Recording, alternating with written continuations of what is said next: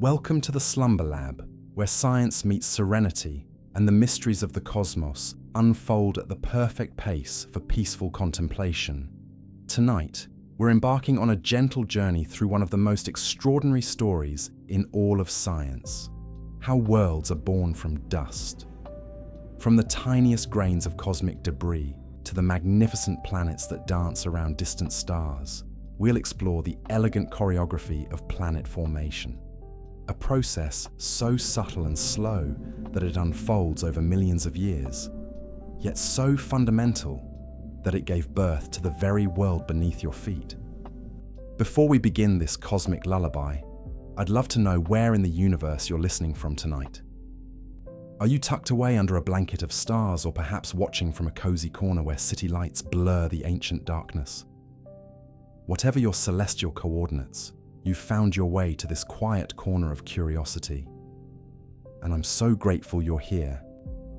If you find yourself drifting peacefully through tonight's exploration, I'd be ever so thankful if you gave this video a gentle like and perhaps subscribe to join our community of sleepy scientists. It helps more dreamers discover these tranquil journeys through the wonders of our universe.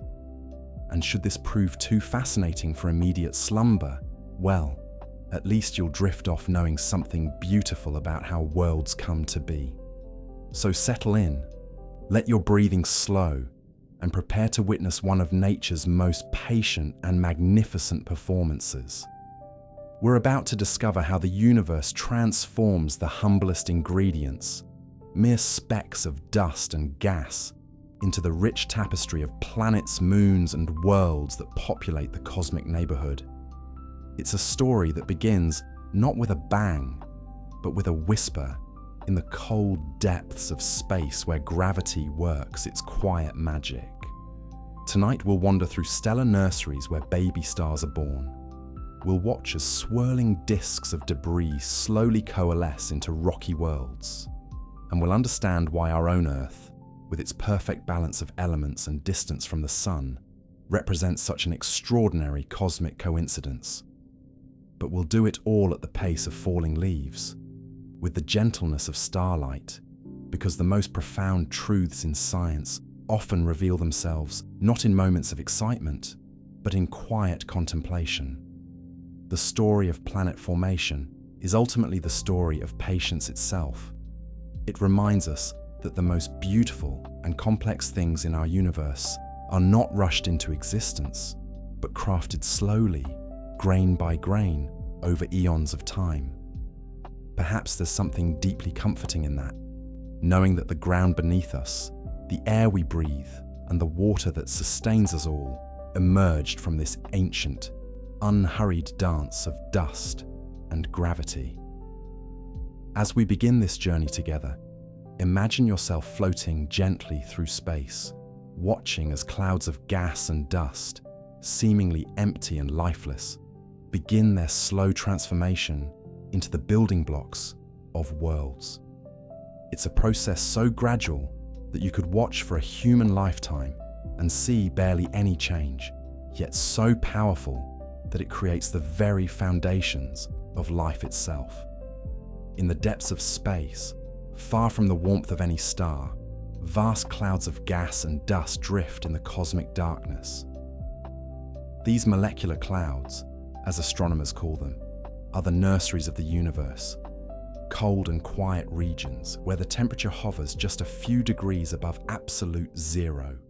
They stretch across dozens of light years, containing enough material to birth thousands of stars and their accompanying worlds. Within these seemingly empty expanses, the story of planet formation begins not with drama, but with the gentlest of touches. Gravity, that most patient of cosmic forces, works its subtle influence on the gas and dust, drawing particles together with an attraction so weak that it takes millions of years to show its effects. But time, in the universe, is measured differently than in our brief human lives.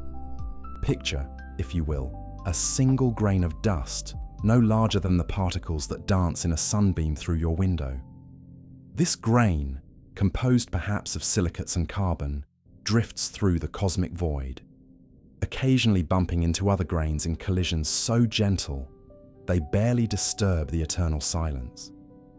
These encounters, random and rare, begin the slow process of accretion as particles stick together through electrostatic forces and the weak pull of gravity. The dance is so delicate, so easily disrupted, that most of these early aggregations fall apart as quickly as they form. But occasionally, in the quiet depths of the molecular cloud, conditions align just perfectly. The density becomes just high enough, the temperature just low enough, and the particles just sticky enough that they begin to hold together. What starts as microscopic dust slowly grows into pebbles, then into rocks, then into boulders, each collision adding mass and gravitational influence. This process, called dust coagulation, represents one of the most remarkable transformations in all of nature. We're witnessing the universe's way of turning the ethereal into the substantial, the gaseous into the solid. It's alchemy on a cosmic scale, where the raw materials are not base metals seeking to become gold, but simple dust grains aspiring to become worlds. As these early aggregations grow, they begin to influence their surroundings in ways both subtle and profound. Their increased mass gives them slightly more gravitational pull, allowing them to capture additional particles from greater distances. It's a feedback loop that operates on geological timescales, where success breeds success, and the rich get richer in the slow accumulation of cosmic debris. But this is not a process without obstacles. The very act of growth creates new challenges. As particles collide at higher speeds, they're more likely to shatter than to stick together. The universe seems to conspire against the formation of larger bodies, setting up barriers that must be overcome through patience and the right environmental conditions. Scientists call this the meter-size barrier, a particularly stubborn obstacle where growing objects become large enough to experience significant gas drag, but not yet massive enough to hold together through gravity alone. It's a cosmic catch-22 that has puzzled researchers for decades. How do planetary building blocks overcome this critical size, where they're most vulnerable to destruction? The answer, as we'll discover, lies in the subtle interplay of forces within the protoplanetary disk, the swirling disk of gas and dust that forms around young stars. But we're getting ahead of our story. For now, let's simply marvel at this first chapter of planet formation, where the universe demonstrates that even the grandest structures can emerge from the humblest beginnings. As you drift deeper into tonight's rest, perhaps you can imagine yourself as one of those ancient dust grains, slowly finding companions in the darkness, gradually building something larger and more substantial than yourself. It's a reminder that growth, whether cosmic or personal, often happens so gradually that we don't notice it day by day. But when we look back across the years, we're amazed at how far we've traveled. In the cold depths of space, this patient process continues, grain by grain, collision by collision, setting the stage for the magnificent worlds that will eventually emerge. Now let's continue our journey through the cosmos with the second part of our gentle exploration. We've witnessed the humble beginnings of dust gathering in the depths of space. But this delicate process faces remarkable challenges as these cosmic building blocks attempt to grow larger.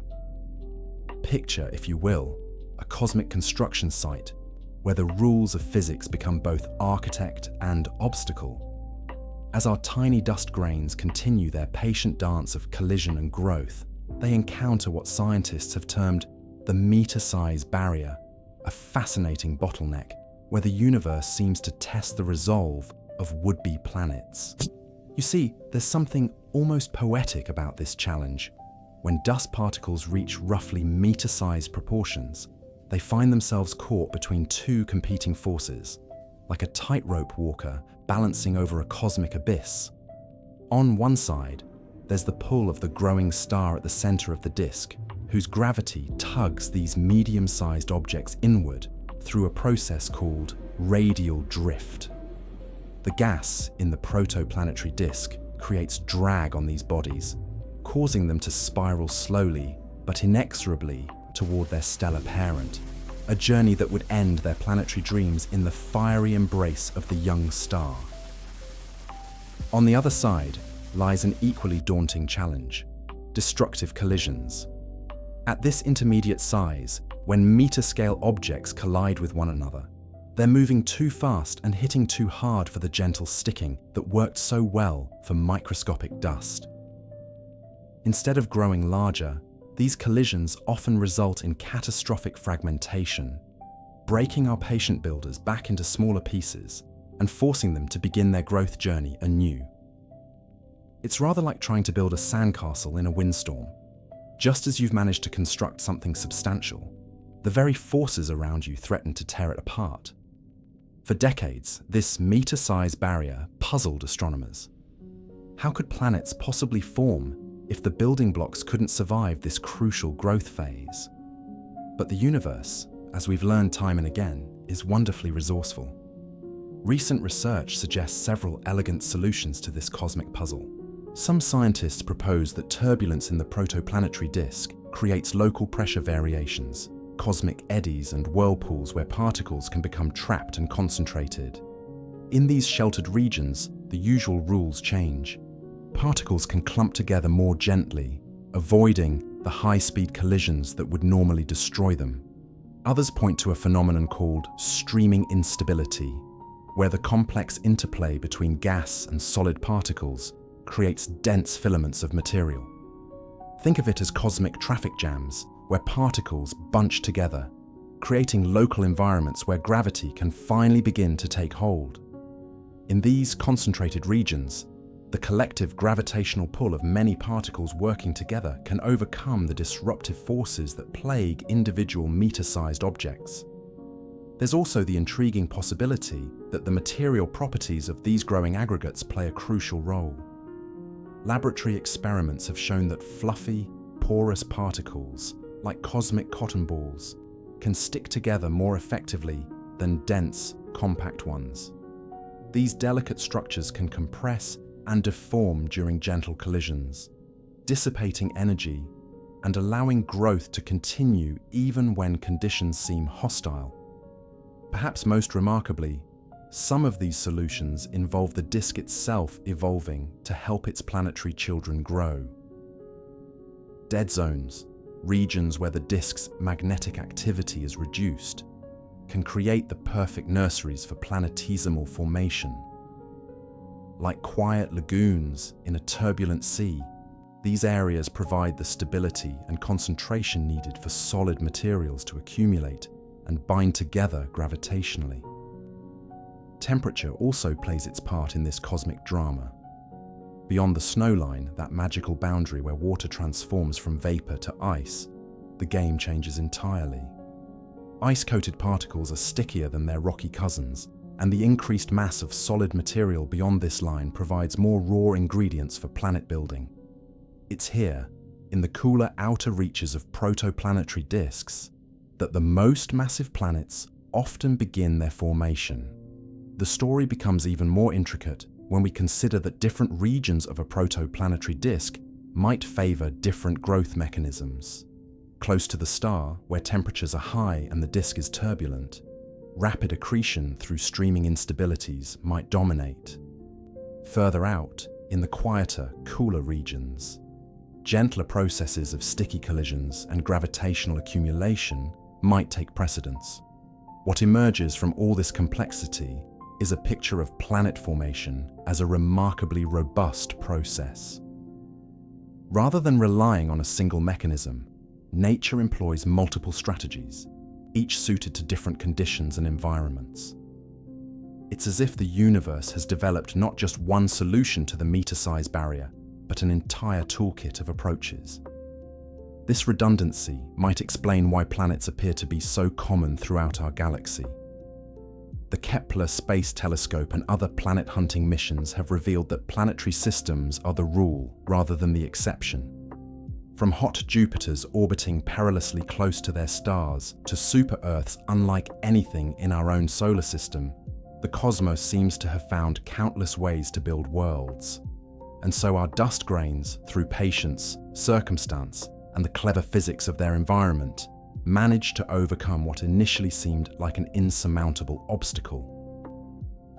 Those that successfully navigate the meter-sized barrier emerge transformed, no longer mere particles subject to the whims of gas drag, but gravitationally bound objects capable of growing through their own attractive force. These newly minted planetesimals, typically a few kilometers in diameter, represent a fundamental transition in the planet formation process. They are the first true building blocks of worlds, substantial enough to survive the turbulent environment of the protoplanetary disk and begin the next phase of planetary construction. From this point forward, the story shifts from one of delicate particle physics to one of gravitational choreography, where larger bodies grow by sweeping up smaller ones in an elegant dance that will eventually sculpt the architecture of entire planetary systems. But that, dear listener, is a tale for another part of our journey through the remarkable process that transforms cosmic dust into the worlds that fill our universe. Now, let's continue from where we left off, exploring the delicate transition from cosmic dust to the building blocks of worlds. While we've seen how dust grains can overcome seemingly insurmountable barriers to grow into planetesimals, the story of planet formation is far from complete. We've watched particles stick together through electrostatic forces, witnessed them navigate the treacherous meter-sized barrier, and observed their transformation into gravitationally bound objects. But planetesimals, these kilometer-sized stepping stones, are merely the beginning of an even grander transformation. As these rocky and icy bodies drift through the protoplanetary disk, they enter what scientists call the oligarchic growth phase. Here, the gentle cosmic ballet of accretion gives way to something more dramatic. The largest planetesimals begin to dominate their orbital neighborhoods, their gravity reaching out like invisible hands to pull in smaller bodies. This isn't a violent conquest, but rather a gradual accumulation, like a snowball rolling downhill, gathering more snow with each turn. The physics of this growth phase reveals the universe's remarkable efficiency. Bodies that start with only slight advantages in mass quickly become titans. A planetesimal just 10% larger than its neighbors will grow exponentially faster, hoovering up material from increasingly large distances. This runaway growth continues until these embryonic planets have swept clean their orbital zones, leaving behind a few dominant bodies separated by vast stretches of nearly empty space. But this process doesn't happen in isolation. The protoplanetary disk itself is evolving, cooling, and changing its chemical composition at different distances from the star. Temperature gradients create distinct zones where different materials can condense, leading to a cosmic sorting that determines what kinds of worlds can form where. Close to the star, only the most refractory materials, metals and rocky silicates, can survive the intense heat. Here, small, dense, terrestrial planets take shape, built from the universe's most stubborn atoms. Further out, beyond what astronomers call the snow line, water ice joins the construction materials. This seemingly simple addition transforms everything. Ice is abundant in the outer reaches of stellar systems, and its presence dramatically increases the amount of solid material available for planet building. Planetesimals in these regions can grow much larger, eventually becoming massive enough to capture and retain the hydrogen and helium gas that still swirls through the disk. The formation of these gas giants represents one of the most remarkable achievements in cosmic architecture. It requires exquisite timing. The solid core must reach a critical mass of roughly 10 Earth masses before the disk's gas dissipates into space. If the core forms too slowly, it misses its chance to become a giant. If it grows too quickly in the wrong location, it might spiral into the star. The universe threads this needle with surprising regularity, crafting gas giants that can be hundreds of times more massive than Earth. Yet, even as we describe these processes, we must acknowledge that planet formation remains beautifully unpredictable. No two planetary systems are identical. Some stars host hot Jupiters, gas giants that orbit closer to their star than Mercury orbits our Sun. Others harbor super-Earths, planets with no analogue in our solar system. Still others feature planets with highly eccentric orbits, tilted axes, or retrograde motion. Each system tells its own story of formation, migration, and evolution. Recent observations have revealed that planetary systems are far more diverse than we ever imagined. The galaxy is filled with worlds that challenge our understanding, planets made of diamond, worlds where it rains glass sideways, and systems where planets orbit in perfect resonance, locked in gravitational dances that have persisted for billions of years. This diversity suggests that while the fundamental processes of planet formation are universal, the details matter enormously. The chemical enrichment of the galaxy also plays a crucial role in this cosmic story. The first stars contained only hydrogen and helium, the primordial elements forged in the Big Bang. When these stars died, they scattered heavier elements, the metals in astronomical parlance, into space.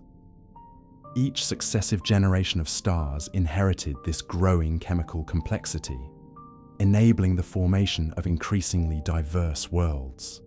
The planets we see today are the beneficiaries of billions of years of stellar nucleosynthesis, their very existence dependent on the deaths of countless stars. As we peer deeper into space and further back in time, we're witnessing planet formation in action. Modern telescopes can resolve the structure of protoplanetary disks, revealing gaps, rings, and spiral patterns that betray the presence of forming planets. We can watch as young worlds carve out their orbits, shepherding disk material and sculpting the architecture of their future solar systems. These observations provide direct confirmation of the theories we've constructed and continue to refine our understanding of how worlds are born.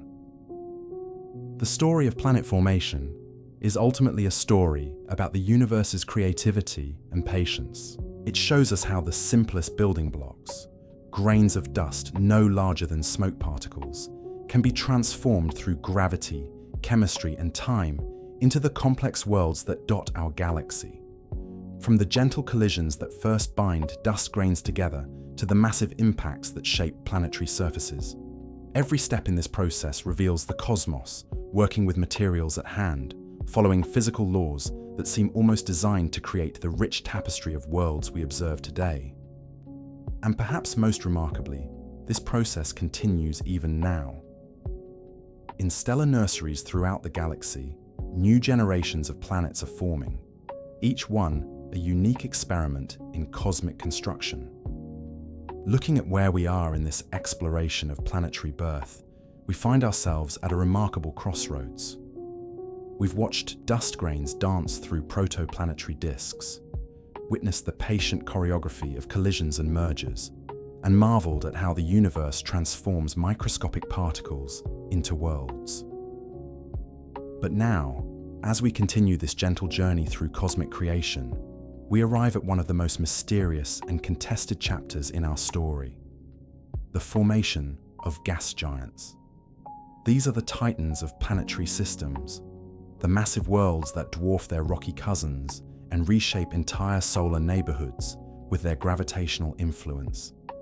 Jupiter, Saturn, Neptune, and Uranus in our own system are testaments to processes so grand and complex that even today, scientists debate exactly how they came to be.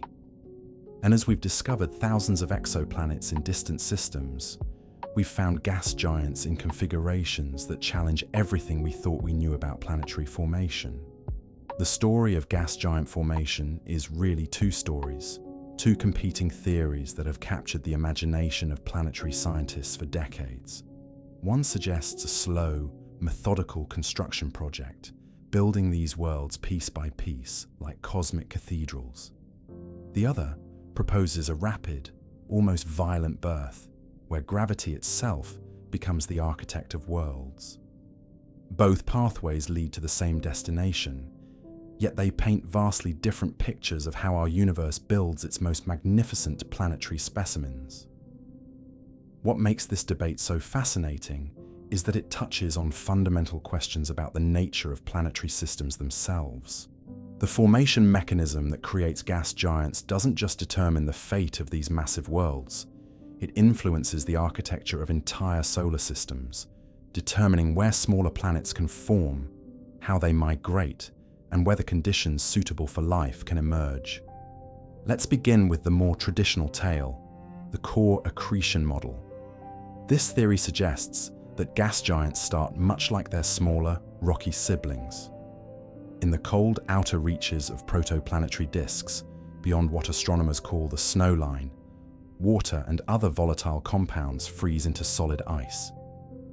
This dramatically increases the amount of solid material available for planet building. Where the inner regions of a disk might have only silicate dust and metal grains to work with, the outer regions are rich with ice-coated particles that can stick together more easily. According to core accretion, the first step in building a gas giant is constructing a solid core, typically requiring a mass several times that of Earth. This isn't a quick process. The core must grow through the same mechanisms we've explored earlier. Dust grains sticking together, planetesimals forming through gravitational instabilities, and runaway accretion as the largest bodies sweep up their smaller neighbors. But in the ice-rich environment beyond the snow line, this process can create more massive cores than would be possible in the warmer inner regions. The magic happens when this solid core reaches a critical threshold, typically estimated around 10 Earth masses. At this point, the core's gravitational field becomes strong enough to begin capturing and retaining the hydrogen and helium gas that dominates the protoplanetary disk. Initially, this gas forms a thin atmosphere around the solid core, but as more gas is captured, the process accelerates. The growing atmosphere increases the effective size of the planet, allowing it to capture even more gas in a runaway process that can balloon the world to many times the mass of Jupiter. This model explains many features of gas giants that we observe. The fact that Jupiter and Saturn have substantial solid cores, the way gas giant formation seems to require the colder conditions found beyond the snow line, and the general trend that more massive gas giants tend to be found in systems with more solid material available. It's a methodical, step-by-step construction process that fits comfortably with our understanding of how rocky planets form. But core accretion has its challenges. The biggest problem is time. Building a 10 Earth mass core through collisional growth takes millions of years, even under the most favorable conditions. Meanwhile, protoplanetary disks, the reservoirs of gas that feed these growing giants, typically dissipate in just a few million years. This creates a race against time where gas giants must grow their cores and capture their atmospheres before their gas supply disappears. Computer simulations often show that this race is lost more often than it's won, suggesting that gas giants should be much rarer than we observe them to be. This timing problem becomes even more acute when we consider planetary migration. As forming gas giants interact gravitationally with the disk around them, they tend to spiral inward toward their host star. This migration can happen quickly, potentially dragging a forming gas giant into the hot inner regions, where its atmosphere would be stripped away before it could fully develop. The delicate balance required for successful gas giant formation through core accretion seems almost impossibly narrow. Enter the alternative: disk instability. This mechanism proposes a radically different pathway to gas giant formation. one that bypasses the slow process of core accretion entirely. In massive, cold protoplanetary disks, gravitational instabilities can cause portions of the disk to collapse directly into planet mass objects. Rather than slowly building up from solid cores, gas giants would form in a single, dramatic gravitational collapse that takes only thousands of years rather than millions. The physics behind disk instability is elegant in its simplicity. If a protoplanetary disk is massive enough and cold enough, it can become gravitationally unstable. Just as the original molecular cloud that formed the star underwent gravitational collapse, portions of the disk can fragment and collapse into bound objects. These collapsing regions naturally contain the same hydrogen and helium composition as the disk itself, creating gas-rich planets without requiring the intermediate step of solid core formation. Disk instability offers solutions to many of the problems that plague core accretion. The rapid formation timescale means gas giants can form before the disk dissipates, eliminating the timing problem. The process can occur at large distances from the star, where planetary migration is less severe. And because it doesn't require the slow accumulation of solid material, disk instability can potentially create gas giants in systems with lower metallicity, where core accretion would struggle. Recent observations have provided tantalizing support for both formation mechanisms. The direct imaging of young gas giants at large orbital distances from their stars suggests that disk instability might be at work in the outer regions of planetary systems. These worlds are found hundreds of astronomical units from their host stars, far beyond where core accretion is thought to be efficient. Meanwhile, the detailed study of gas giant compositions, particularly measurements of their solid core masses, provides evidence for the core accretion pathway in closer-in gas giants. Perhaps most intriguingly, we're discovering that both mechanisms might operate in the same system. The inner gas giants might form through core accretion, while outer companions form through disk instability. This hybrid model could explain the diverse architectures of planetary systems we observe, from compact systems with multiple gas giants to systems with single giants at large orbital separations. The debate between these formation mechanisms has been enriched by discoveries from exoplanet surveys. Hot Jupiters, gas giants that orbit extremely close to their host stars, were completely unexpected when first discovered. These worlds couldn't have formed in their current locations, where temperatures would prevent the existence of solid cores or the survival of gaseous atmospheres. Their presence implies complex migration histories, where gas giants formed in the cold outer regions of their systems and subsequently moved inward. Even more puzzling are the super-Earths and mini-Neptunes that seem to represent a middle ground between rocky planets and gas giants. These worlds, with masses between Earth and Neptune, are the most common type of planet we've discovered, yet they have no analogue in our own solar system. Understanding their formation requires bridging the gap between terrestrial planet formation and gas giant formation, possibly representing cores that began the gas accretion process but were unable to complete it. The formation environment also plays a crucial role in determining which mechanism dominates. In the early universe, when stars had lower metallicity and protoplanetary disks contained less solid material, disk instability might have been the primary pathway for gas giant formation.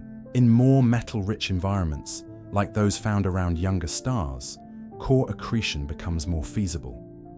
This suggests that the population of gas giants has evolved over cosmic time, with different formation mechanisms dominating in different epochs. Temperature structure within protoplanetary disks adds another layer of complexity. The snow line, where water transitions from vapor to ice, moves inward as the central star evolves and the disk cools. This means the region where efficient core accretion can occur changes over time. Early in the disk's evolution, when temperatures are higher, core accretion might be limited to the very outer regions. As the disk cools, the favorable conditions for gas giant formation move inward, potentially creating multiple generations of gas giants at different orbital distances.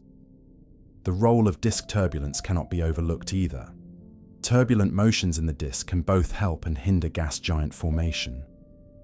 On one hand, turbulence can prevent the gravitational instabilities necessary for disk fragmentation, favoring core accretion. On the other hand, turbulent mixing can transport solid material throughout the disk, potentially speeding up core growth in some regions while inhibiting it in others. Magnetic fields threading through protoplanetary disks add yet another variable to consider. These fields can influence disk structure, affect particle dynamics, and alter the conditions necessary for both core accretion and disk instability. In some models, magnetic fields can create dead zones in the disk where turbulence is suppressed, potentially creating favorable conditions for gravitational instabilities to develop. As we look toward the future of gas giant formation studies, several exciting developments are on the horizon. Next-generation telescopes will be able to directly image forming gas giants within their birth disks, allowing us to observe these processes in real time. Improved computer simulations are beginning to capture the full complexity of disk physics, including magnetic fields, turbulence, and detailed thermodynamics. And continued exoplanet discoveries are expanding our understanding of the possible outcomes of gas giant formation. The story of gas giant formation is ultimately a story about the incredible diversity of planetary systems. Each system represents a unique experiment in planet formation, with its own initial conditions, disk properties, and evolutionary history. Some produce massive gas giants that dominate their systems gravitationally. Others create families of smaller worlds with complex migration histories. Still, others result in systems unlike anything we see in our own solar neighborhood. What emerges from this complexity is a picture of planetary formation as a fundamentally chaotic and contingent process. Small changes in initial conditions can lead to dramatically different outcomes. A disk that's slightly more massive might produce gas giants through gravitational instability. One that's slightly less turbulent might allow core accretion to proceed more efficiently. The timing of disk dispersal, the presence of stellar companions, and countless other factors all influence the final architecture of planetary systems. This sensitivity to initial conditions helps explain why planetary systems show such remarkable diversity.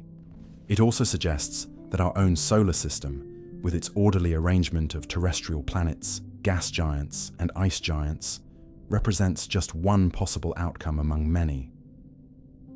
We are neither typical nor special, but rather one example of the universe's endless creativity in building worlds.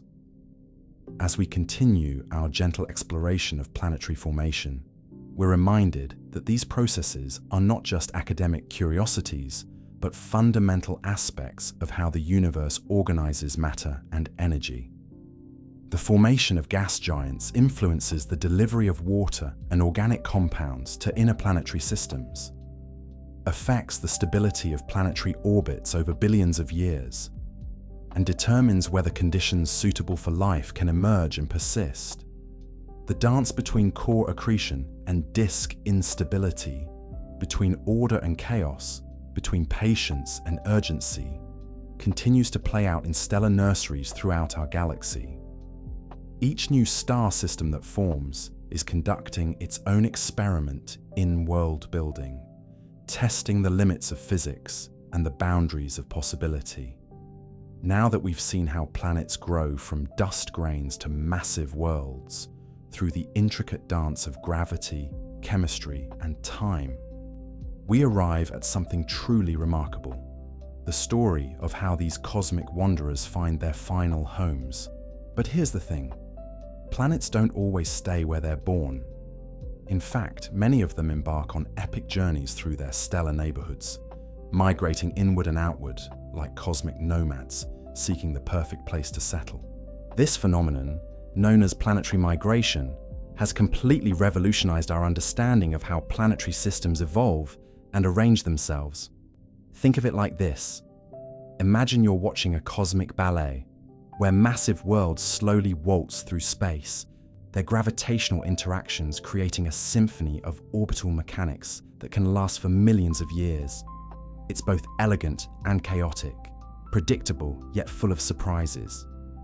And the most fascinating part?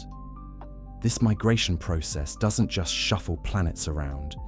It fundamentally shapes the architecture of entire planetary systems, determining which worlds become scorching hot Jupiters hugging their stars, which ones settle into comfortable, habitable zones, and which get ejected into the cold darkness of interstellar space. The story begins in those same protoplanetary disks we've been exploring, where newly formed planets are still embedded in the swirling sea of gas and dust that gave them birth. These young worlds aren't just passive passengers floating in space. They're actively interacting with their environment in ways that can dramatically alter their orbits. When a planet moves through the disk material, it creates gravitational disturbances that can either speed it up or slow it down, causing it to spiral inward toward its star or migrate outward to more distant orbits. But here's where it gets really interesting.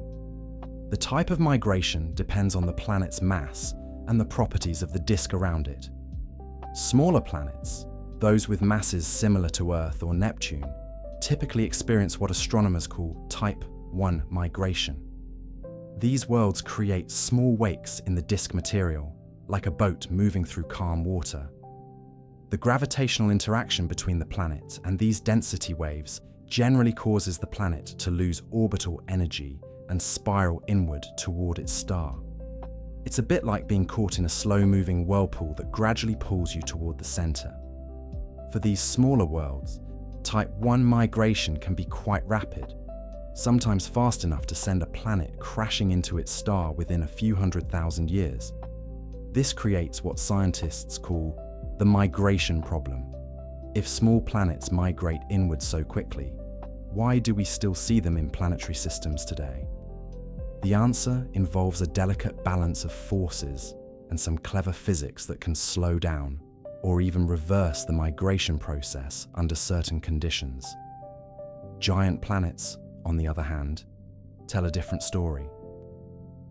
Once a planet becomes massive enough, roughly the size of Jupiter, it can carve out a significant gap in the protoplanetary disk, like a massive ship creating a wake that clears the water behind it.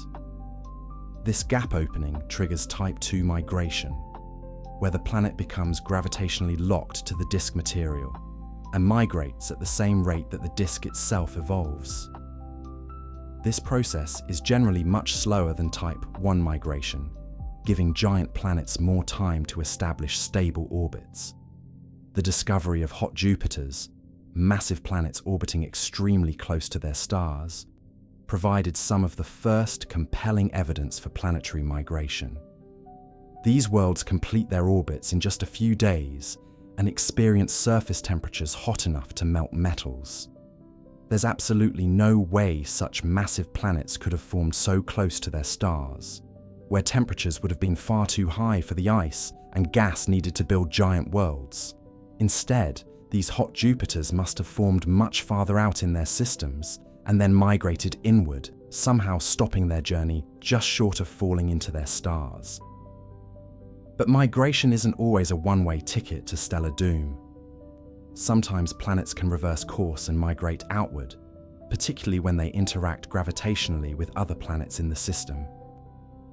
This creates a cosmic game of gravitational pinball, where planets can scatter each other into new orbits, exchange angular momentum, and even get ejected from their systems entirely.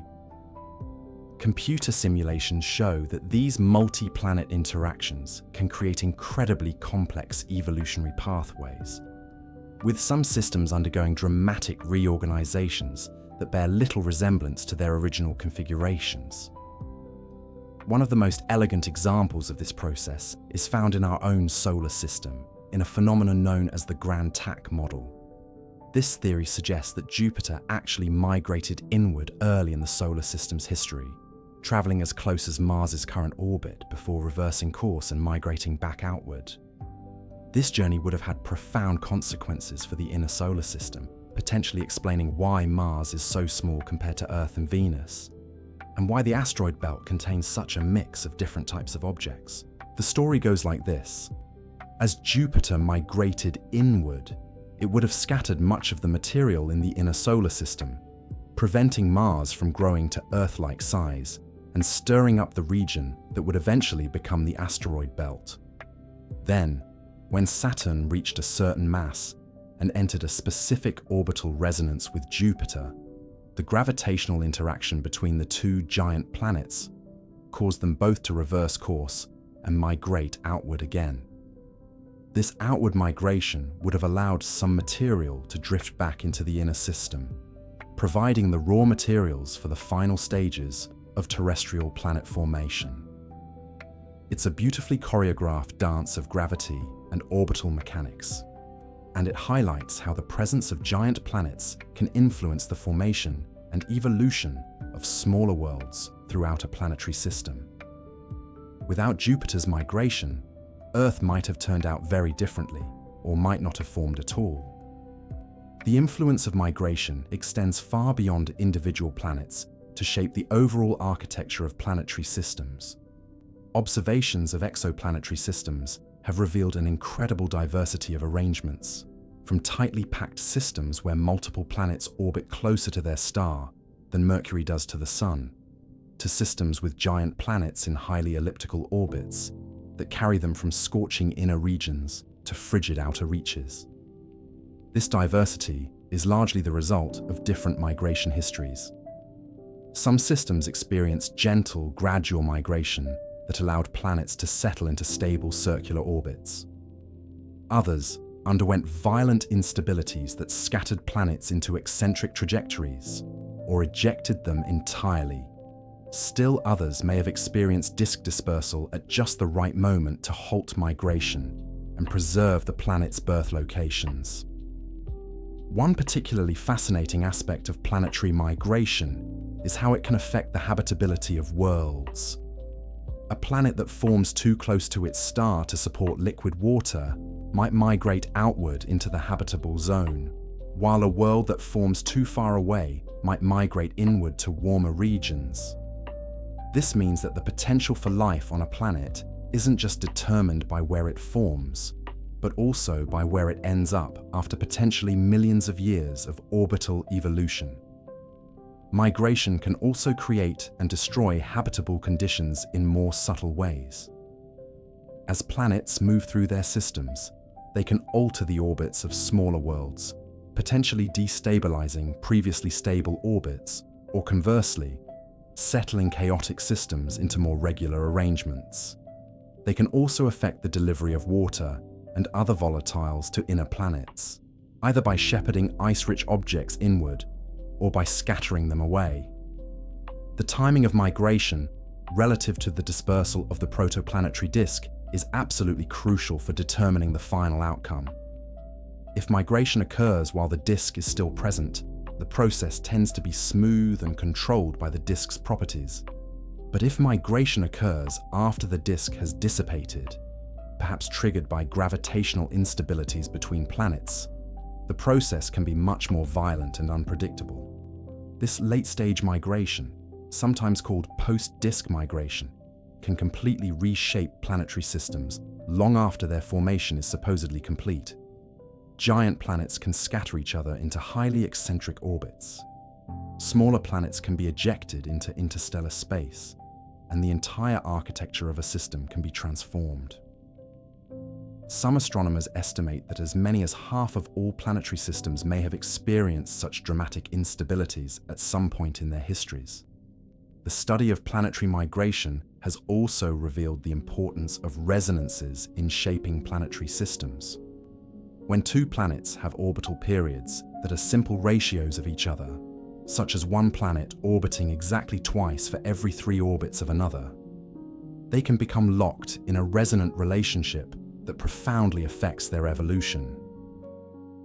These resonances can either protect planets from migration or drive it, depending on the specific circumstances. Perhaps most remarkably, planetary migration helps explain the incredible diversity of exoplanetary systems we observe today. Each system tells the story of its own unique migration history, written in the orbital periods, eccentricities, and arrangements of its planets. By studying these patterns and comparing them to theoretical models, astronomers can work backward to understand the processes that shaped each system's evolution. As we continue to discover new exoplanets and study their properties in ever greater detail, our understanding of planetary migration continues to evolve. New theoretical models incorporate increasingly sophisticated physics, accounting for the complex interplay between planets, disks, and stellar radiation. Advanced computer simulations can now follow the evolution of planetary systems for billions of years, revealing the long-term consequences of different migration scenarios. The story of planetary migration reminds us that the universe is far more dynamic and interconnected than we once imagined. Planets aren't just static worlds orbiting their stars in fixed patterns. They're active participants in an ongoing cosmic dance, responding to gravitational forces, environmental changes, and the evolution of their stellar systems. Each planet carries within its orbital characteristics the history of its journey through space and time, a record of the forces that shaped its destiny and determined its final place in the cosmic order. In the end, planetary migration represents one of the most beautiful examples of how complex, emergent behaviors can arise from simple physical laws. Through the patient accumulation of gravitational influences over vast spans of time, planets can transform not only their own fates, but the architecture of entire stellar systems. Now that we've journeyed through the cosmos, watching dust become worlds through the patient architecture of time and gravity, we arrive at a profound moment in our cosmic story. The process we've explored, from tiny grains coalescing in the darkness to mighty planets orbiting their stars, represents more than just physics and chemistry. It represents the universe's remarkable capacity to create order from chaos, complexity from simplicity, and ultimately, the conditions for something extraordinary to emerge. As we've seen, planet formation is not a sterile, mechanical process. It's a delicate dance of countless variables working in harmony across immense spans of time. The streaming instability that helps particles clump together, the migration patterns that sculpt planetary systems, the chemical gradients that determine what materials are available where. All of these forces conspire to create the rich diversity of worlds we're discovering throughout our galaxy. But perhaps the most remarkable aspect of planet formation is what it makes possible. Every rocky world that emerges from this cosmic construction project carries within it the potential for something profound, the possibility of life itself. The carbon forged in the hearts of dying stars, the water delivered by countless icy bodies, the protective atmospheres that some planets manage to retain. These are the ingredients that transform dead rock into living worlds. Tonight, as you drift towards sleep, consider this. The very atoms in your body were once scattered dust in the cosmic wind. The iron in your blood was forged in the nuclear furnace of a star that died billions of years ago. The calcium in your bones condensed from stellar vapor in the cold depths of space.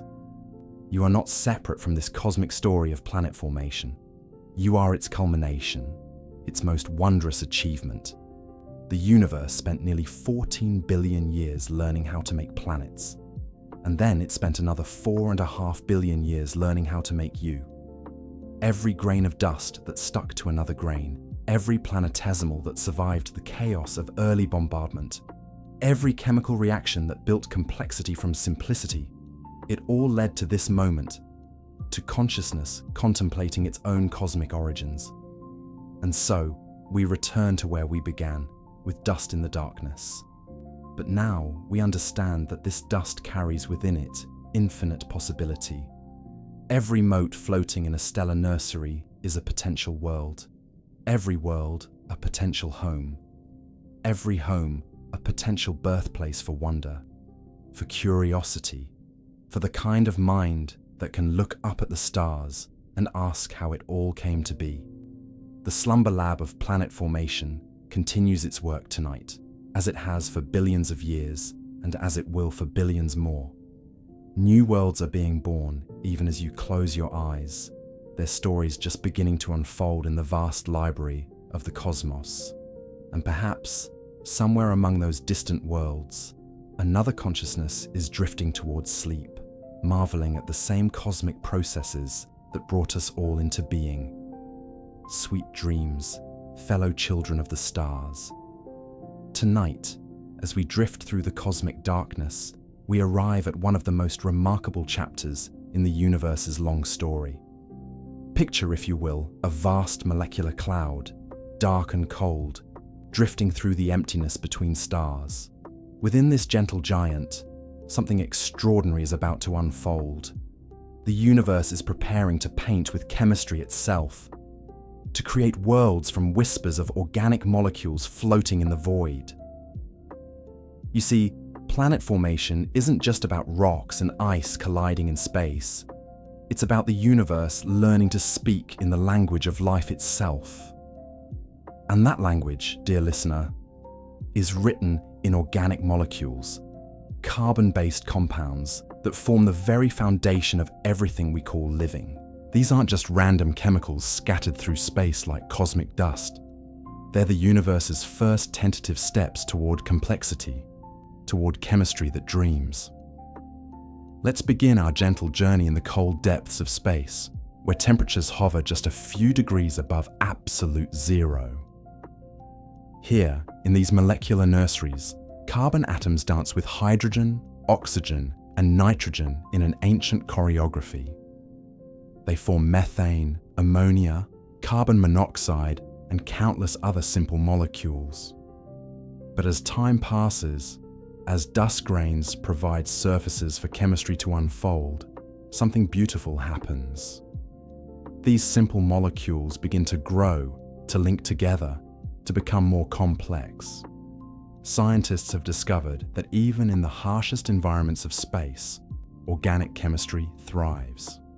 Amino acids, the building blocks of proteins, have been found in meteorites that have traveled billions of miles to reach Earth.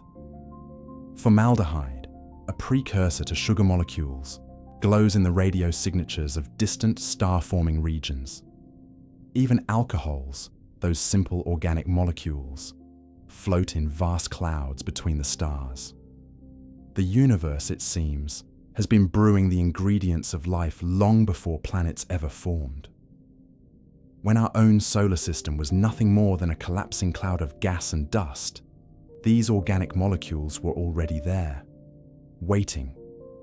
As the young sun ignited and the protoplanetary disk began to cool, these molecules found themselves in different neighborhoods.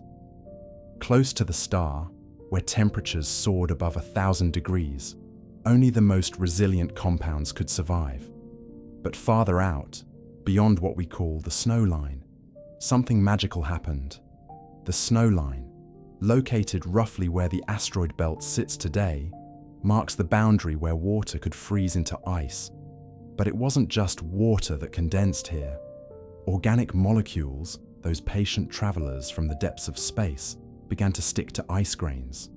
They formed complex mantles around tiny dust particles, creating what scientists poetically call dirty snowballs, ice grains coated with organic chemistry. These organic-rich particles became the seeds of something greater. As they drifted through the disk, they began to stick together, forming larger and larger aggregates. Unlike the simple rock and metal particles closer to the sun, these organic compounds acted like cosmic glue, helping particles adhere to one another even in gentle collisions. The chemistry of life, it turns out, was also the chemistry that helped build worlds. The story becomes even more remarkable when we consider Jupiter and Saturn, those gas giant guardians of our outer solar system. These massive planets formed in the organic-rich regions beyond the snow line. where ice and organic compounds were abundant. As they grew, sweeping up material from the disk, they became vast reservoirs of organic chemistry. Jupiter's moon Europa, Saturn's moon Enceladus, and countless other icy bodies in the outer solar system are thought to harbor oceans beneath their frozen surfaces. Oceans that may be rich with organic compounds. But the organic molecules didn't stay confined to the cold outer reaches of the solar system.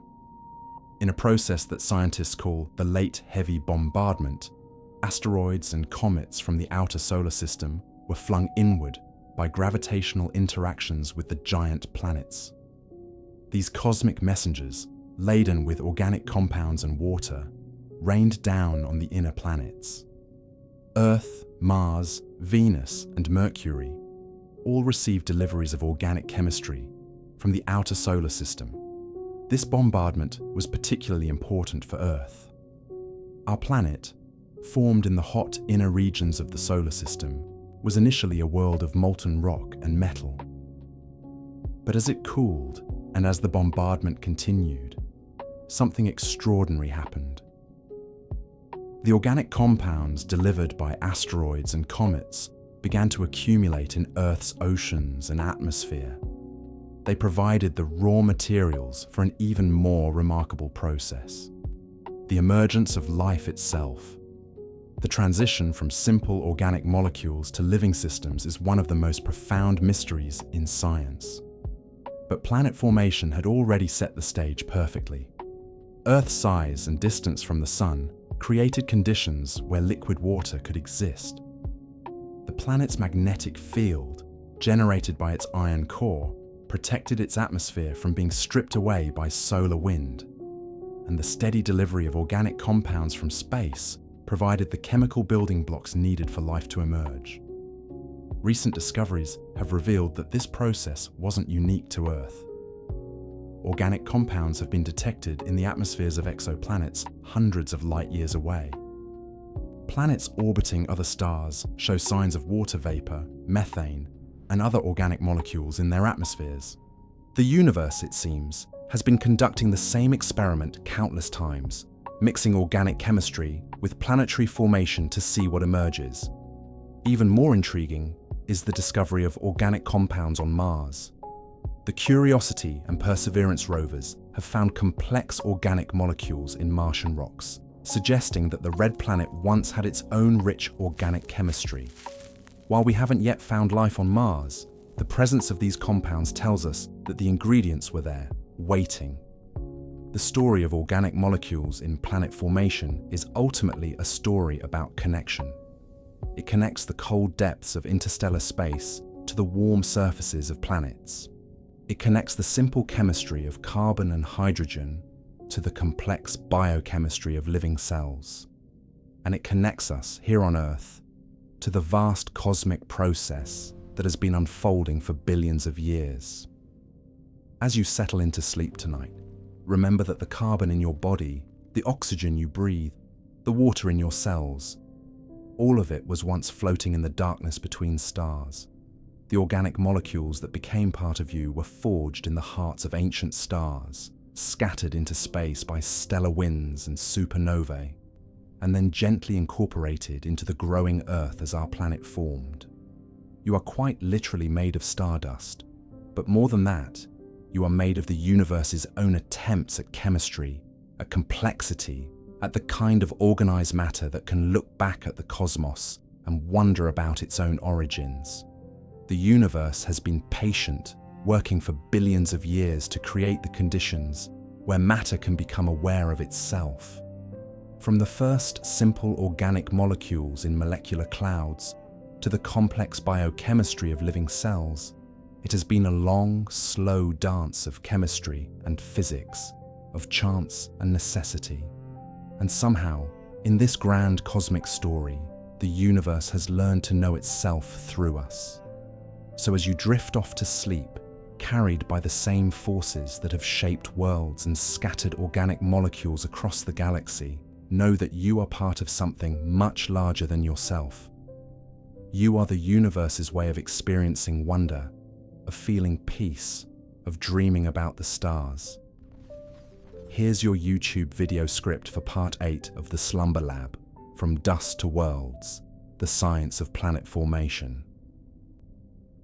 Welcome back to the gentle rhythms of our cosmic journey. Tonight, we continue drifting through the vast tapestry of planet formation, where dust motes dance their ancient ballet across millions of years. If you're just joining us in this quiet corner of the universe, you might find yourself wondering how we arrived at this particular chapter of creation. We've already witnessed the delicate choreography of dust grains learning to stick together, watched them navigate the treacherous meter-sized barrier, and marveled at their transformation into the building blocks of worlds. Now, as we settle deeper into our exploration, we encounter one of the most remarkable chapters in this cosmic story.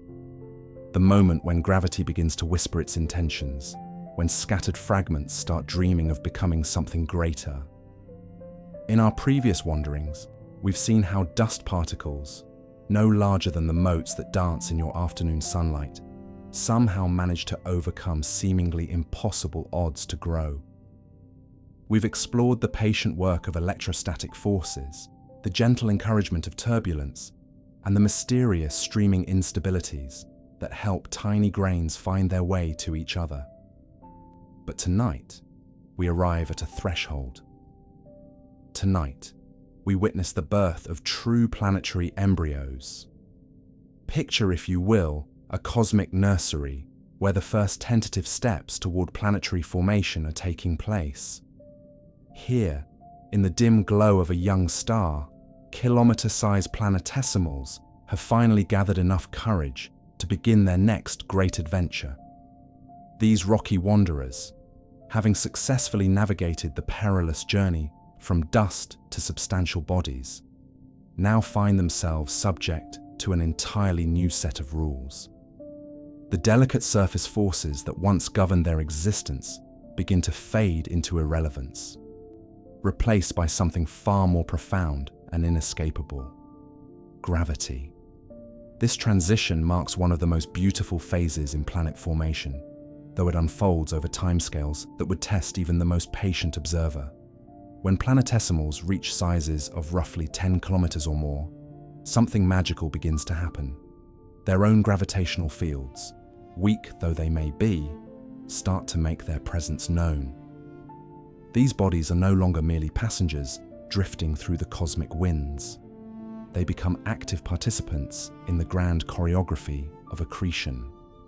The process that follows has been given a rather dramatic name by astronomers: runaway growth. But don't let the terminology fool you into expecting some violent cosmic collision. This is still a story unfolding in the language of deep time, where rapid means hundreds of thousands of years rather than geological epochs. During runaway growth, the largest planetesimals begin to dominate their neighborhoods, not through force, but through the patient persistence of gravitational attraction. Imagine watching this process unfold like a time-lapse sequence spanning millennia. The largest bodies in any given region begin to sweep up their smaller neighbors with increasing efficiency. As they grow, their gravitational reach extends further, allowing them to capture material from ever wider areas. It's a gentle but inexorable process, like watching ripples spread across a perfectly still pond, except these ripples are made of rock and ice, and they're building the foundations of future worlds. The mathematics of this process are surprisingly elegant. As a planetesimal grows in mass, its gravitational cross-section increases, making it more effective at capturing other bodies. This creates a feedback loop where growth begets more growth, leading to the rapid formation of much larger objects. Within a few 100,000 years, bodies that began as modest kilometer-sized rocks can grow to become planetary embryos with masses comparable to Mars or even larger. But this process doesn't occur in isolation. The growing planetary embryos begin to stir up their environment in profound ways. Their increasing gravitational influence starts to perturb the orbits of smaller planetesimals, increasing their relative velocities and creating a more chaotic dynamical environment. This gravitational stirring has consequences that ripple throughout the entire system, affecting everything from the delivery of water to the formation of asteroid belts. As these embryos continue their patient accumulation of material, they begin to clear distinct zones around their orbits. The process is remarkably similar to how a growing whirlpool gradually draws in everything within its reach, except this whirlpool is made of gravity and operates across millions of kilometers of space. The largest embryos become the gravitational anchors of their regions, slowly but surely incorporating the vast majority of solid material within their gravitational domain. This clearing process is crucial for understanding how planetary systems develop their final architecture. Each growing embryo essentially stakes out its own territory, a zone of gravitational influence where it becomes the dominant body. The boundaries between these zones mark the regions where different planetary embryos compete for the remaining material, leading to complex interactions that ultimately determine how many planets will form and what their final masses will be. The timescales involved in this process are breathtaking in their scope. While we speak of runaway growth, we must remember that this acceleration is relative to the even more leisurely pace of the earlier dust aggregation phase. The formation of planetary embryos still requires patience measured in cosmic terms. A single human lifetime would witness only the tiniest fraction of this grand transformation, yet the process unfolds with remarkable consistency across countless star systems throughout our galaxy. During this phase, the chemical composition of forming planets becomes increasingly important. The temperature gradient within the protoplanetary disk creates distinct zones where different materials can condense from the gas phase. In the inner regions, close to the star, only the most refractory materials can exist in solid form. These rocky planets-to-be are built primarily from silicates and metals, the cosmic equivalent of fire-resistant materials that can withstand the intense radiation of their nearby star. Moving outward from the star, we encounter the frost line, that crucial boundary where water ice becomes stable. Beyond this point, planetary embryos have access to a much richer palette of building materials. Water ice dramatically increases the amount of solid material available for planet formation, enabling the construction of much more massive embryos.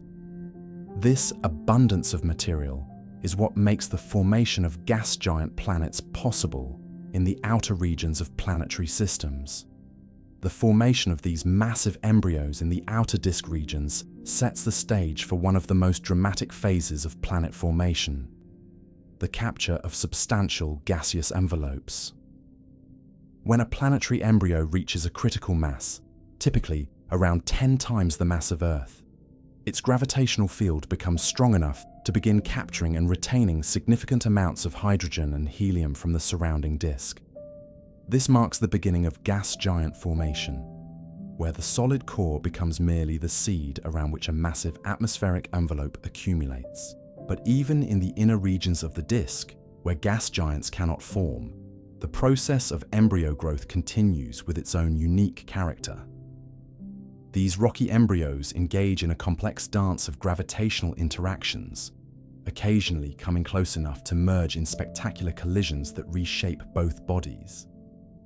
Each collision is a moment of creative destruction, where two independent worlds briefly become one in a violent embrace that releases enormous amounts of energy and completely reorganizes the structure of both objects. The late stages of terrestrial planet formation are punctuated by these giant impacts, collisions so energetic that they can literally melt the entire surface of the resulting planet. Our own moon is thought to be the product of just such a collision, formed from the debris ejected when a Mars-sized body struck the early Earth. These impacts are not mere accidents, but an inevitable consequence of the gravitational dynamics that govern planetary embryo evolution. As we observe this process unfolding across the disk, patterns begin to emerge. The formation of planetary embryos is not a random process, but follows predictable rules based on the local conditions within the disk. The amount of solid material available, the temperature at different distances from the star, and the dynamics of the gas disk all play crucial roles in determining where planets form and what characteristics they possess.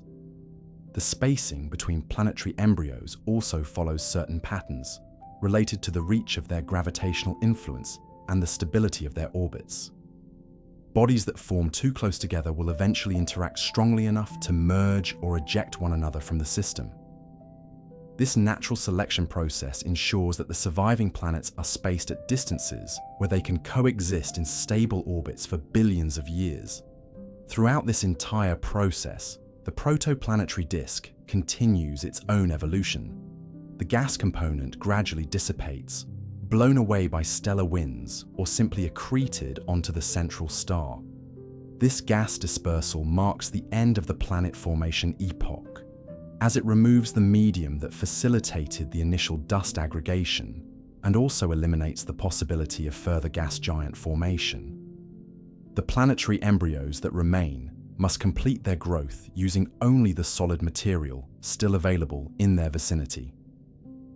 The transition from planetesimal to planetary embryo represents a fundamental shift in the physics of planet formation. What began as a story dominated by surface forces and material properties gradually becomes a tale of gravitational dynamics and orbital mechanics.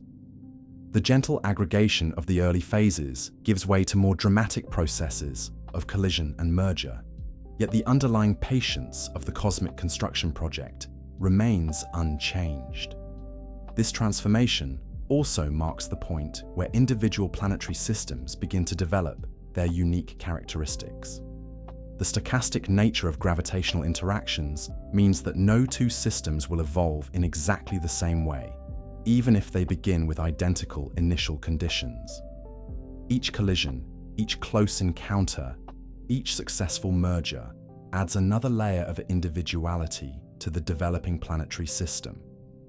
As we witness this grand transformation from dust to worlds, we're reminded that we ourselves are products of this ancient process. Every atom in our bodies was once part of that primordial dust, swept up in the patient accumulation that built our planet. The iron in our blood was forged in stellar cores and incorporated into rocky planetesimals. The water in our cells fell as ice onto growing planetary embryos in the cold outer reaches of our forming solar system, before being delivered to Earth through later bombardment. The story of planet formation is ultimately our story, written in the language of gravity and time across the vast canvas of space.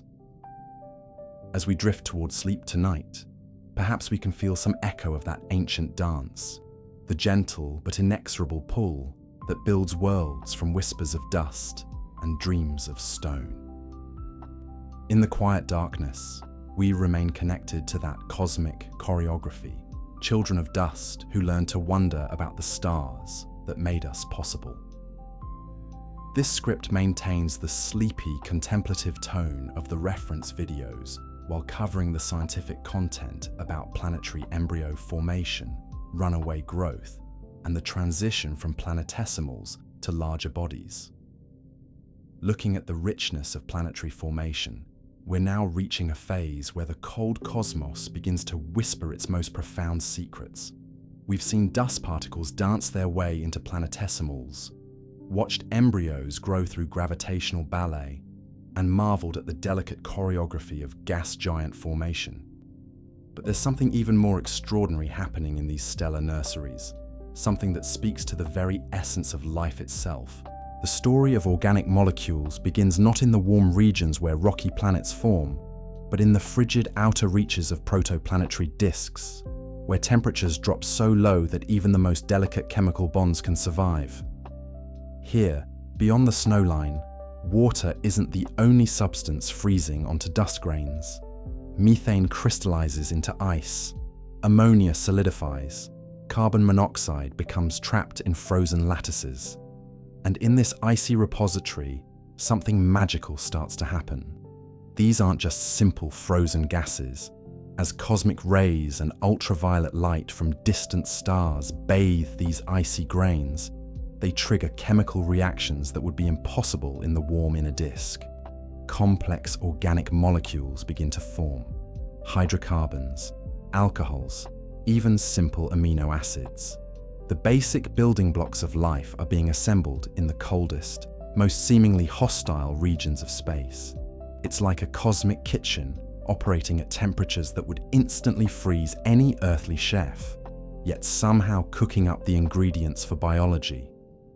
The process is remarkably patient and persistent. Over millions of years, these organic-rich ice mantles grow thicker and more complex. Each grain becomes a tiny chemical laboratory, accumulating layer upon layer of increasingly sophisticated molecules. Some of these compounds are identical to those found in living cells today.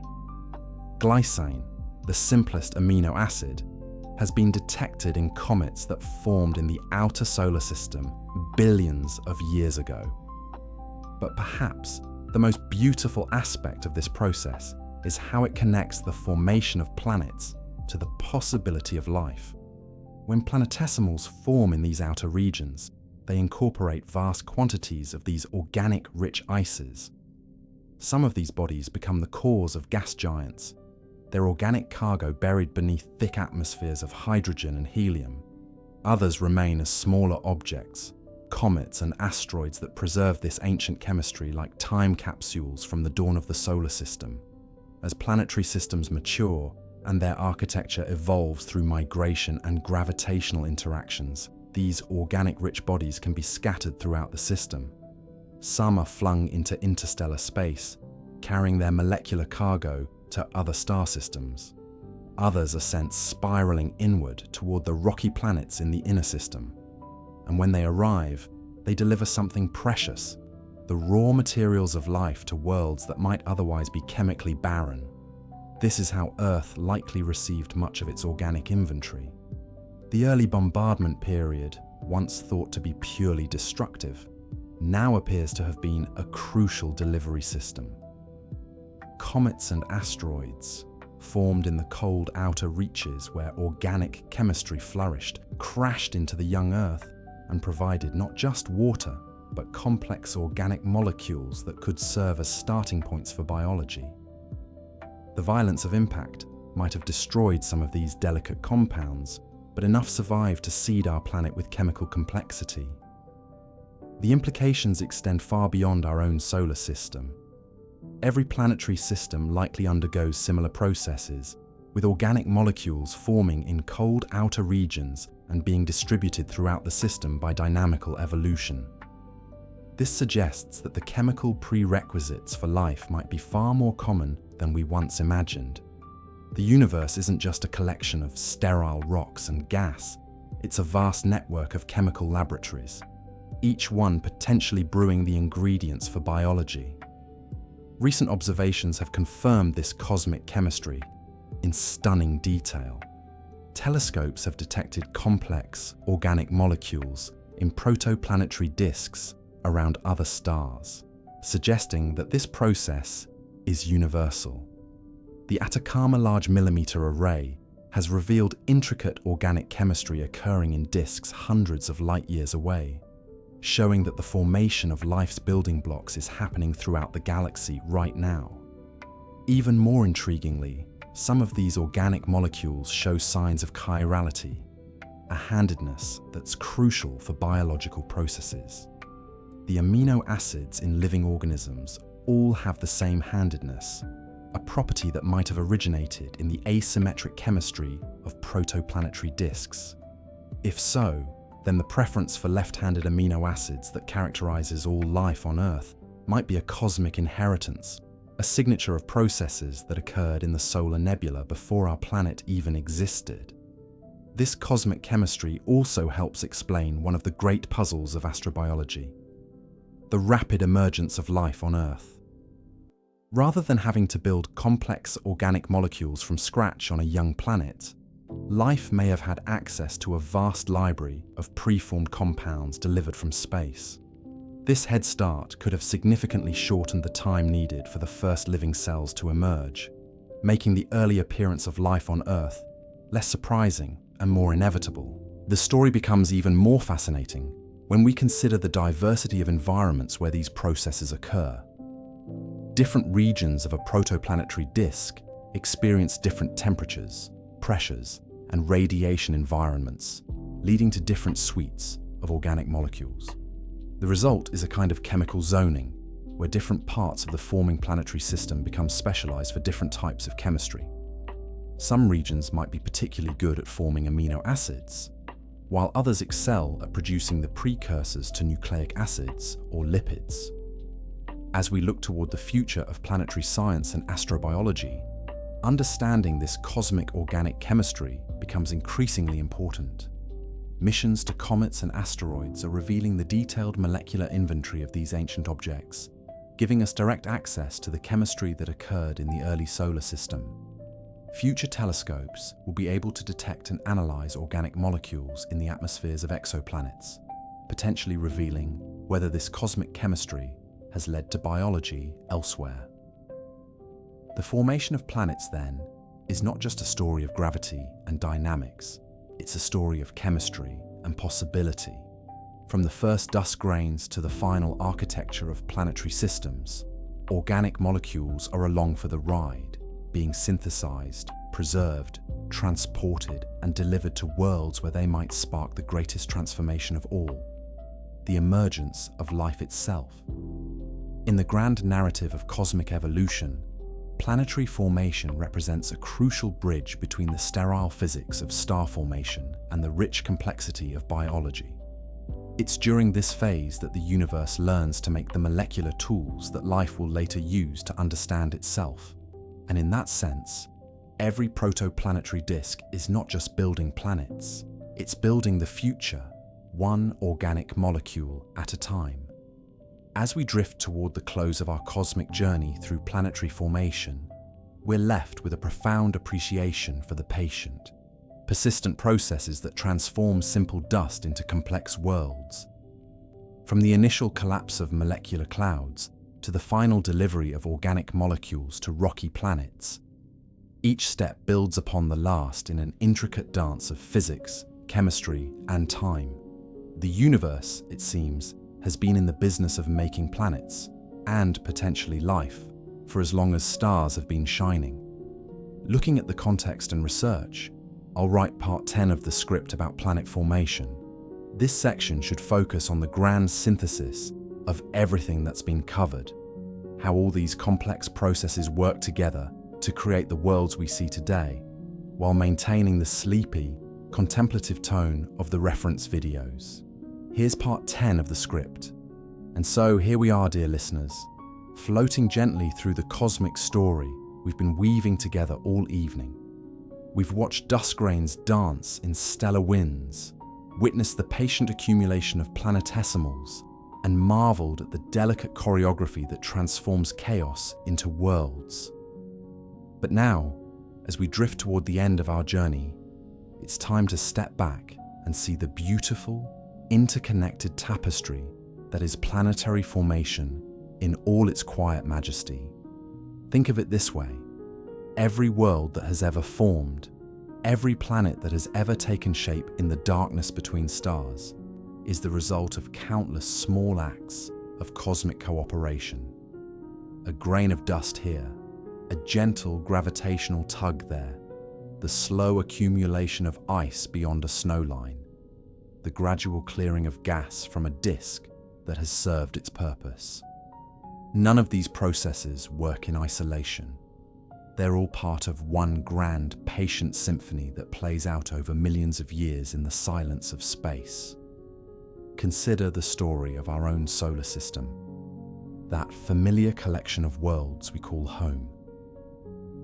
It began, as all planetary systems do, with the collapse of a molecular cloud. Perhaps it was nudged by the shock wave from a distant supernova. Or maybe it simply reached the point where its own gravity could no longer be resisted.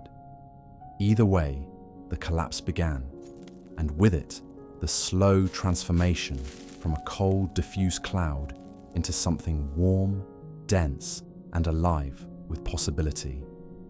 As the cloud contracted, it began to spin faster, flattening into a disk around the growing proto-sun.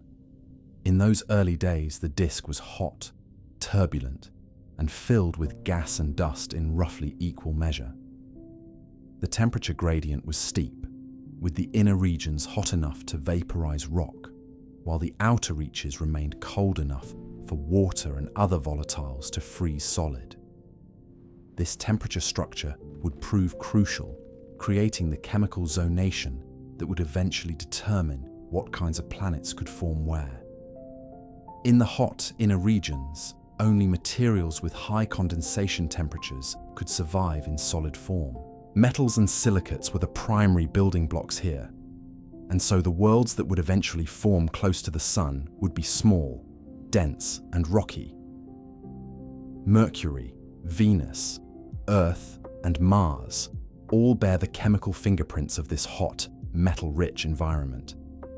They are worlds of iron cores and silicate mantles, shaped by the fierce heat of their birth environment.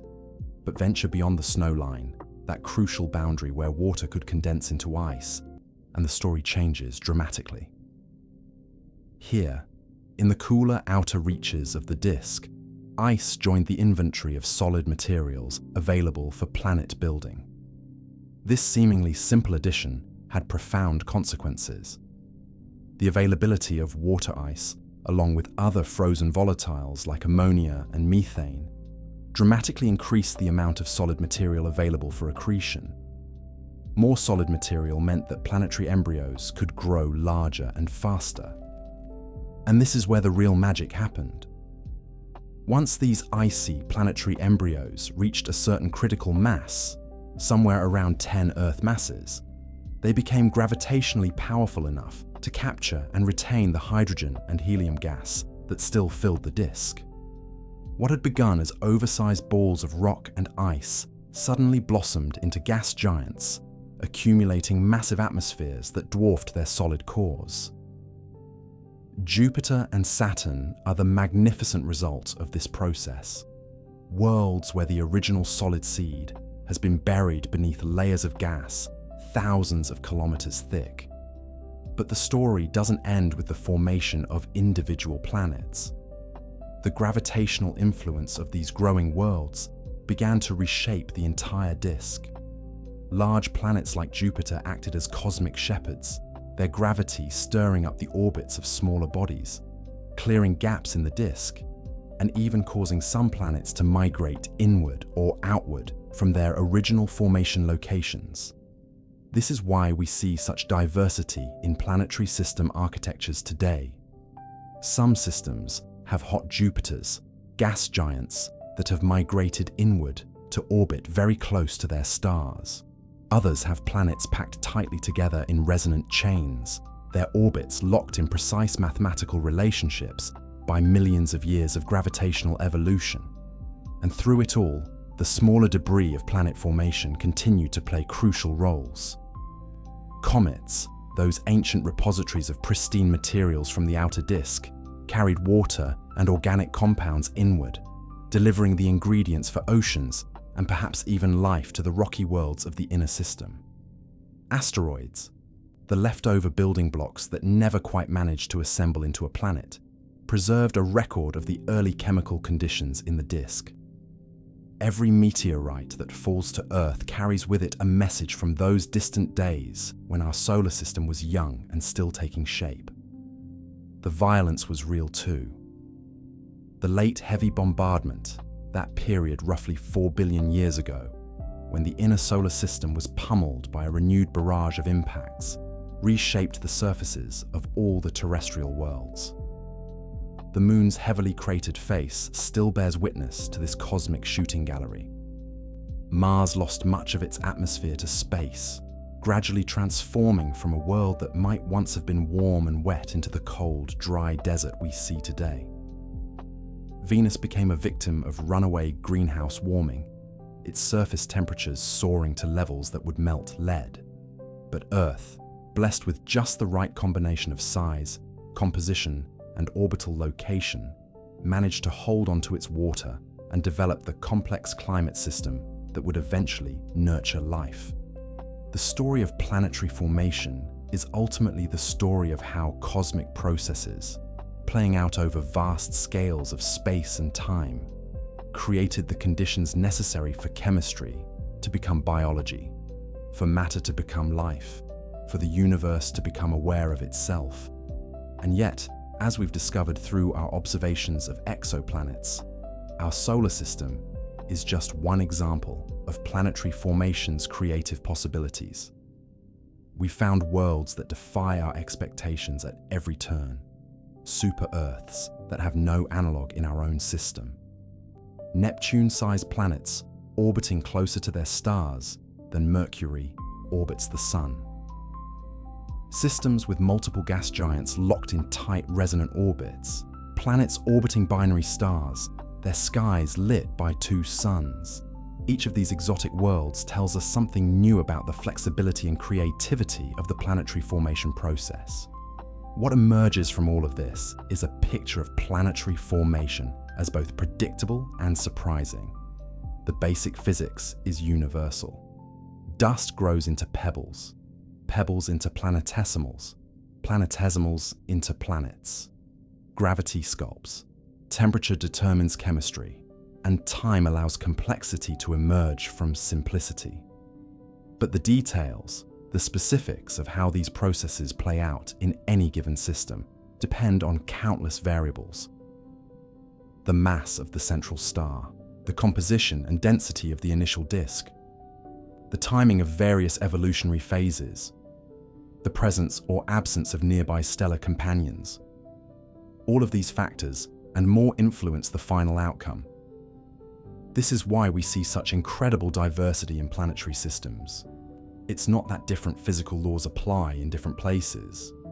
It's that the same fundamental processes, operating under slightly different initial conditions, can produce dramatically different results. Planet formation is like a cosmic jazz improvisation, built on familiar themes, but always finding new ways to surprise and delight. And perhaps, most remarkably of all, we've learned that planetary formation doesn't stop when the disk disperses. Planets continue to evolve, to change, to surprise us billions of years after their initial formation. Atmospheres are lost and gained.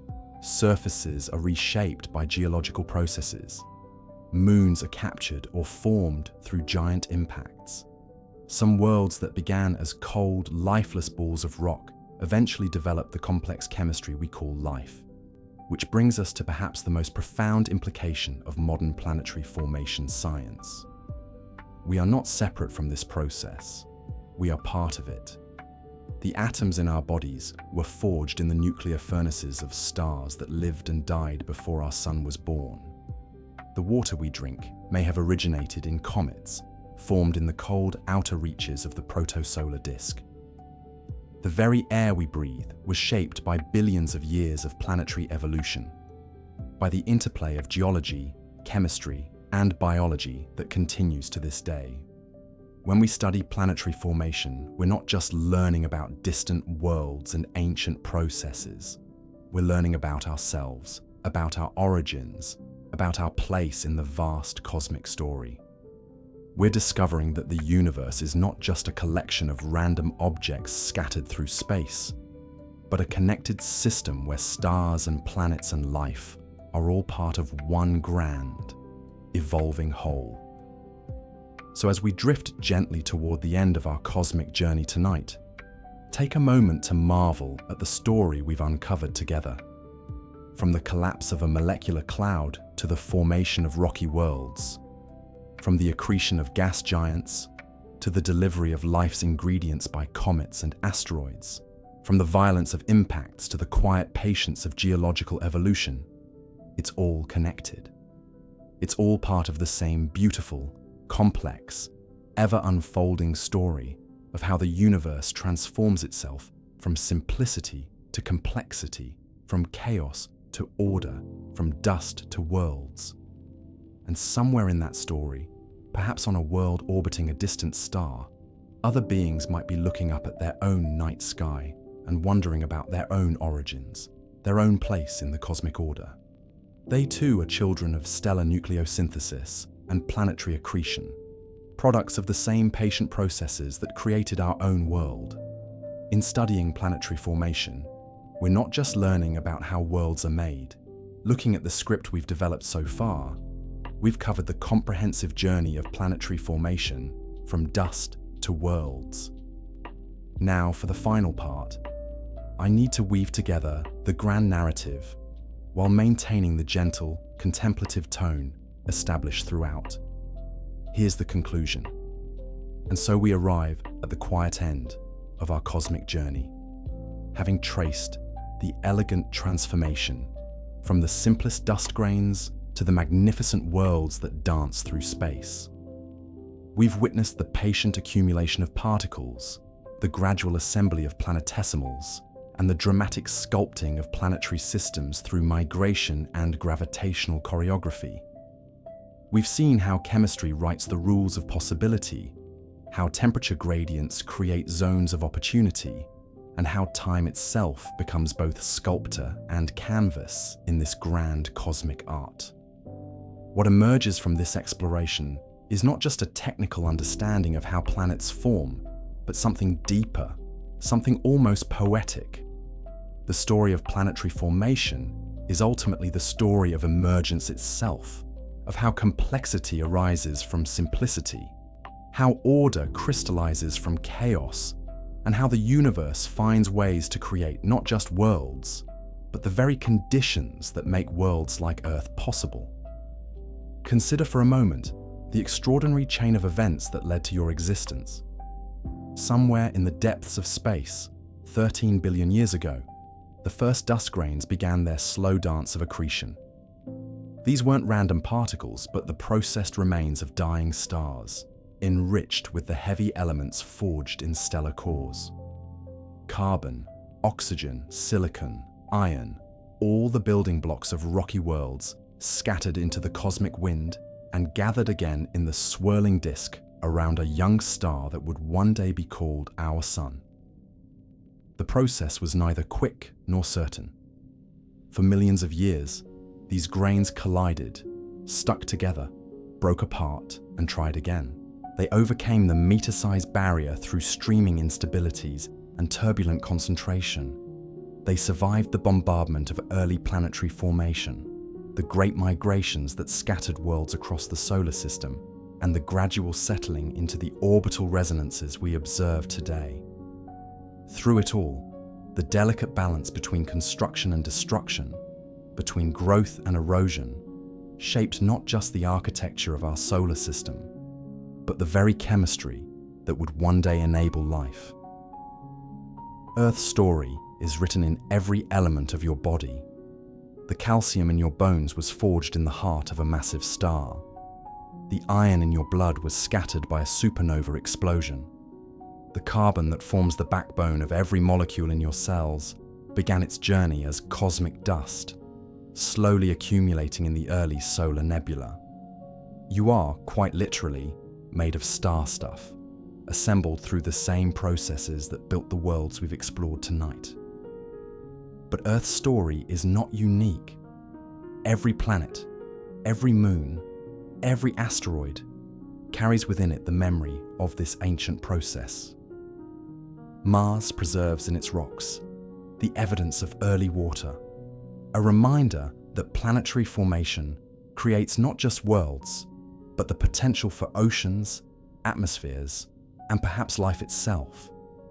Jupiter's moons show us how tidal heating can keep subsurface oceans liquid for billions of years. The rings of Saturn demonstrate that planetary formation is an ongoing process, with moons being born and destroyed in the gravitational ballet that continues even today. Beyond our solar system, the thousands of exoplanets we've discovered tell us that planetary formation is not a rare accident, but a fundamental process of cosmic evolution. Hot Jupiters migrating inward from the outer reaches of their systems. super-Earths with no analogue in our own solar system, planets orbiting binary stars, worlds where two suns set on the horizon. Each of these represents a variation on the theme of planetary formation, a different outcome from the same basic physical processes we've explored. The beauty of this story lies not just in its scale, but in its interconnectedness. The same physics that governs the collision of dust grains also shapes the migration of gas giants. The same chemical processes that determine where water can condense also influence where life might emerge. The same gravitational interactions that clear orbital debris also protect inner planets from excessive bombardment. Every aspect of planetary formation is connected to every other aspect, creating a web of causation that stretches from the quantum scale to the galactic. Yet for all our understanding, planetary formation retains an element of wonder that no amount of scientific knowledge can diminish. Yes, we can model the collapse of molecular clouds and simulate the growth of planetary embryos. We can calculate orbital dynamics and predict the outcomes of giant impacts. But knowing how something works doesn't make it less miraculous. If anything, understanding the intricate dance of physics and chemistry that creates worlds makes the process more awe-inspiring, not less. Think about the improbability of it all. The precise balance of forces required to form stable planetary systems. The delicate timing needed for gas giants to migrate just far enough to shepherd debris without destroying inner worlds. The chemical complexity required to create planets with atmospheres, oceans, and the organic molecules that might one day spark into life. Each step in the process could have gone differently, creating systems unlike our own, or perhaps no planets at all. And yet, here we are, residents of a small rocky world in the habitable zone of an ordinary star, the products of a process that began before our solar system existed and continues in stellar nurseries throughout the galaxy. We are participants in the story we've been telling, not merely observers, but integral parts of the cosmic narrative of planetary formation. The dust grains that started this journey billions of years ago have become the computers that process our climate models, the telescopes that discover new worlds, and the minds that contemplate their own origins. We are planetary formation made conscious, the universe's way of understanding itself. Through us, the cosmos has developed the ability to look back at its own history and marvel at the elegant processes that led to this moment of awareness. As you drift towards sleep tonight, perhaps you'll carry with you this sense of cosmic connection. The pillow beneath your head contains atoms forged in ancient stars. The air you breathe was once part of the solar nebula that gave birth to our planetary system. The water in your cells has been cycling through Earth's systems for billions of years, part of the same hydrological processes that helped shape our world's climate and geology. You are not separate from the story of planetary formation. You are its continuation, its culmination, its conscious expression. In your dreams tonight, you might find yourself floating through protoplanetary disks, watching worlds condense from cosmic dust, witnessing the slow ballet of orbital migration that brought our solar system to its current configuration. These aren't fantasies, but memories written in the very atoms of your being.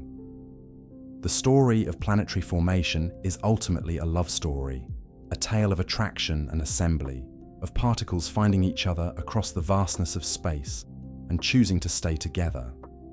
It's a story of patience, of processes that unfold over millions and billions of years with no guarantee of success. It's a story of resilience, of worlds that survive bombardment, migration, and the gradual cooling of their parent stars. And it's a story of hope, because every planet that forms is a new possibility, a new chance for complexity, for chemistry, for life itself to find a foothold in the universe.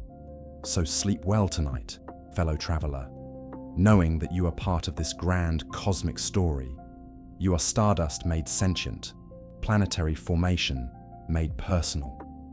In your existence, the universe celebrates its own creativity, its ability to transform simple dust into complex worlds, and ultimately into beings capable of wonder, love, and the deep satisfaction that comes from understanding our place in the vast, patient, beautiful cosmos.